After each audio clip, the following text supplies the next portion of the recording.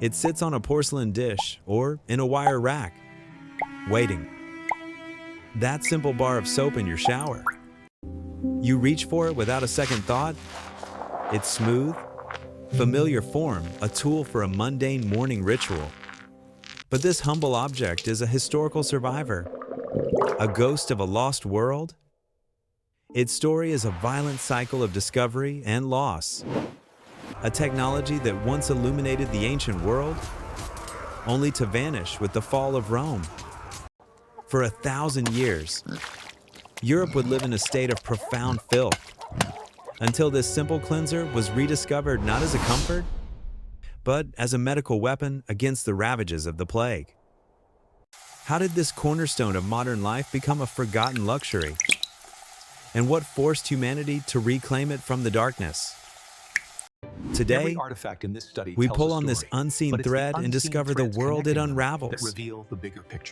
Our journey begins not with a desire for cleanliness, but with the demands of industry.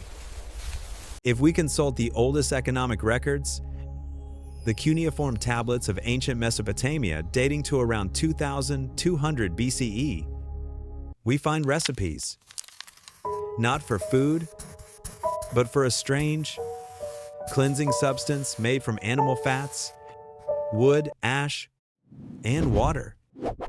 This primordial soap wasn't for bathing. It was a harsh, industrial degreaser used by priests and laborers to scour the grease from raw wool, preparing the fibers for the loom. It was a tool of production, a piece of chemical technology essential to the textile trade. The concept of using it on human skin was entirely alien. When we turn to the papyrus scrolls of ancient Egypt, we see the idea begin to shift. The Ebers Papyrus, one of the oldest medical documents in existence, describes a similar concoction of animal and vegetable oils mixed with alkaline salts. Here, it was prescribed as a treatment for sores and skin diseases. Soap was not a cosmetic, but a medicine. A harsh ointment for ailments, not a daily pleasure. It's the Romans who bring the object into clearer focus, yet even they misunderstood its ultimate purpose. The popular legend speaks of Mount Sappho, where sacrificial animal fats and wood ash washed down into the Tiber River, creating a miraculous lather for the washerwomen downstream. While a compelling story, historical evidence, meticulously documented by Pliny the Elder in his Naturalis Historia, points elsewhere. He describes Sappho as an invention of the Gauls, a pomade made from tallow and ash used to dye their hair a terrifying shade of red. To the impeccably clean Romans, with their magnificent public baths, this was an exotic curiosity. They themselves cleansed with perfumed oils and a curved metal scraper called a strigil. Soap was a barbarian cosmetic. Yet, over centuries of cultural exchange, something changed. As the Roman Empire expanded, so did its understanding. The utility of this Gallic paste for cleaning more than just hair slowly dawned on the Roman elite. The painstaking process of boiling lye and fat made soap making a specialized, almost alchemical craft. Its rarity and the difficulty of its production transformed it into a luxury good, a marker of wealth and status found only in the villas of the powerful.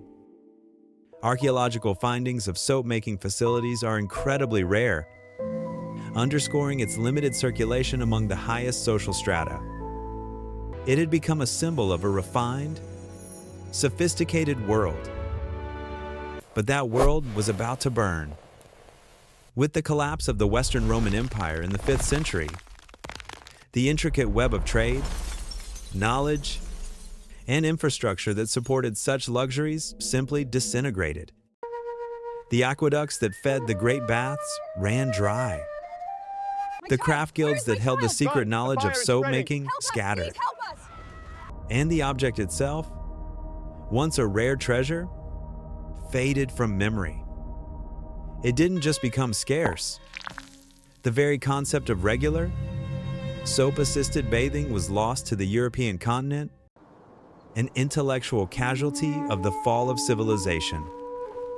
The hero of our story had been cast into a dark and forgotten exile. For the next 1,000 years, Europe sank into a state of profound filth. The meticulous hygiene of the Roman world became a distant, almost mythological memory.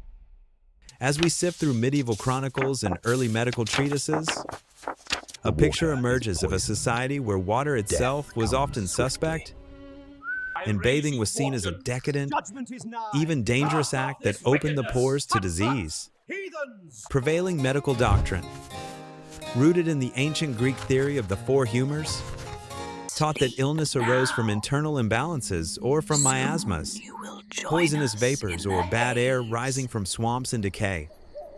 Dirt was a simple fact of life, not a vector for death. In this world, our hero, soap, was not just forgotten. Its very purpose was rendered meaningless by the scientific ignorance of the age. This millennium of grime reached its terrifying apex in the mid-14th century.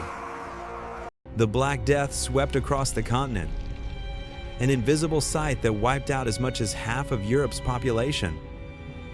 In the face of such devastation, the medical community was helpless, prescribing useless treatments based on flawed theories of miasma.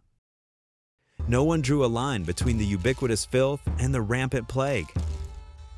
The trial was absolute, and humanity was failing. But knowledge, like our hero, is a survivor. While Europe languished, the craft of soap making had been preserved and perfected in the Islamic world. In cities like Aleppo and Baghdad, artisans developed advanced techniques, creating high-quality hard soaps using olive oil and aromatic herbs. These were not the harsh industrial degreasers of ancient Mesopotamia, but objects of refinement and pleasure. When we trace the trade routes of the early Middle Ages, we see this knowledge slowly trickling back into Europe, a quiet intellectual countercurrent to the chaos. It arrived through Moorish Spain, leading to the creation of pure, white Castile soap, and through the bustling port of Venice, whose merchants brought the secrets of the craft back from the Crusades. During the age of the Crusades. Once again, soap became a luxury. Guilds of soap makers, or saponarii, formed in cities like Marseille, Venice, and Castile, guarding their recipes as state secrets. Guild records show a tightly controlled craft, with punishingly high prices that placed soap far beyond the reach of the common person. It was a perfumed accessory for royalty and the high clergy, a way to signal immense wealth, yes, not a tool for public health. Reminder of our For centuries, Under sterile museum soap light, existed in this state of perfectly purgatory, preserved soap bar offers a rediscovered, glimpse into 18th yet century inaccessible. luxury. It was a hero in waiting, its true power still completely misunderstood. The revelation, the moment that would finally unlock soap's destiny, began not with a chemist, but with a Dutch draper named Antony van Leeuwenhoek. In the 1,670 seconds, peering through his revolutionary, handcrafted microscopes, he discovered a teeming, hidden world. In a single drop of pond water, he saw what he called animalcules, tiny, living creatures invisible to the naked eye. His meticulous drawings, sent to the Royal Society in London, were the first documented evidence of microbial life. The world was not as it seemed. It was inhabited by an unseen realm of organisms, a concept that would lie dormant for nearly 2 centuries before its earth-shattering implications were understood. The intellectual spark ignited by van Leeuwenhoek finally burst into flame in the 19th century. In a Vienna hospital in the 1,840 seconds, A Hungarian doctor named Ignaz Semmelweis was haunted by the high mortality rates from puerperal fever in his maternity ward. He observed a grim pattern. Women treated by doctors who had just come from performing autopsies were far more likely to die. He theorized that cadaverous particles were being transferred from the dead to the living. His solution was radical and simple. He mandated that all doctors wash their hands in a chlorinated lime solution. The death rate plummeted. Mortality rates dropped from 20. It was a staggering victory. Yet the medical establishment rejected him. They were insulted by the implication that their hands were unclean. Semmelweis had the right answer, but he lacked the scientific proof to explain why it worked. He had saved lives, but lost the argument. The proof arrived 2 decades later, through the brilliant and methodical work of French chemist Louis Pasteur. Through a series of elegant experiments with swan neck flasks, he irrefutably demonstrated that decay and fermentation were caused by living microorganisms in the air. This was the birth of germ theory. It was a paradigm shift in human history, replacing millennia of superstition with a scientific fact. Tiny, invisible invaders cause disease. This theory was then put into brutal, life-saving practice by Joseph Lister, a British surgeon who, applying Pasteur's work, began using carbolic acid to sterilize surgical instruments and clean wounds. For the first time, a patient was more likely to survive an operation than to die from a post-surgical infection. Suddenly, all the pieces clicked into place. Leeuwenhoek's animalcules, Semmelweis's hand washing, Pasteur's germs, Men like Leeuwenhoek, Lister's antiseptics. They all pointed to the same profound truth. And in that truth, our humble bar of soap was finally given its true name. It was not a cosmetic, not a luxury good, not just a cleanser. It was a weapon. Its chemical properties, the ability of its molecules to latch onto both water and oils, could physically break apart and wash away the invisible microbes that had plagued humanity for its entire existence. The ordeal was over. The hero's true power had been revealed. The scientific revelation was complete. Germ theory had recast the world, revealing an invisible battlefield upon which human survival depended. Our hero, soap, was now understood as the single most effective tool for personal defense. Yet, a formidable barrier remained. For the average person in the mid-19th century, this life-saving weapon was still an expensive, almost unobtainable luxury. The knowledge was there, but the means were not. The final trial for soap was not one of scientific understanding, but of industrial scale. Its ultimate triumph required a revolution not of the laboratory, but of the factory. That revolution had its roots in chemistry. For centuries, the critical alkaline ingredient, soda ash, was derived from plant ashes, a laborious and inefficient process that kept soap prices high.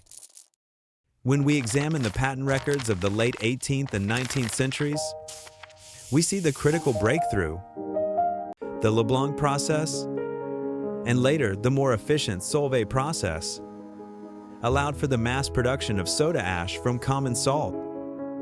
This chemical innovation shattered the production bottleneck. Suddenly, one of soap's core ingredients was abundant and cheap. Almost simultaneously, new discoveries in the chemistry of fats allowed manufacturers to substitute expensive tallow with cheaper vegetable oils, like palm and coconut oil, sourced from the far reaches of colonial empires.